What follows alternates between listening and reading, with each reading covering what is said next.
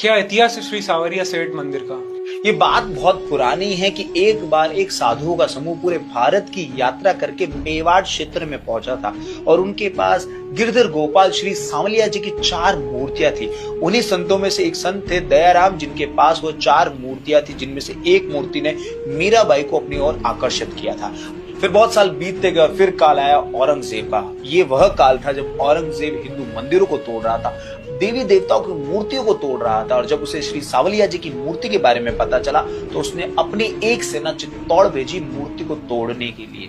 लेकिन जब संत दयाराम को इस बारे में पता चला तो उन्होंने बाकी सभी संतों के साथ भादसुरा के पास में बगुंद गांव के एक बरगद के पेड़ के पास में बहुत बड़ा खड्डा खोदा, उसमें उन 4 मूर्तियों को छुपाया, ऊपर से मिट्टी डालकर धूनी लगाकर वहीं भजन कीर्तन करने लगे। जब मुगल सेना वहां आई और उन्होंने बहुत ढूंढा लेकिन उन्हें मूर्तियां नहीं मिली। इसके बाद भी संत दयाराम और बाकी सभी संतों की टोली वहां भजन कीर्तन जारी रखते हैं और उसके बाद धीरे धीरे संत दयाराम का स्वर्गवास हो जाता है। लेकिन लोक कथा और किंवदंतियों के अनुसार 250 साल पहले मंडविया के भोलीराम गुज्जर, जो कि एक ग्वाला थे, उन्हें एक सपना आया और सपने में ऐसा उन्हें दिखा कि बगुंद गांव के बरगद के पेड़ के पास में 4 मूर्तियां सावरिया जी की दफन है, तो उन्हें वहां पर निकालना चाहिए। उसके बाद उन्होंने अपने गांव में इन सभी बातों को बताया और गांव वालों के साथ मिलकर वे बगुंद गांव पहुंचते और वहां उस बरगद के पेड़ के नीचे खुदाई करते और खुदाई में उन्हें वहां वे 4 मूर्तियां मिलती। इस खुदाई के बीच में उन 4 में से एक मूर्ति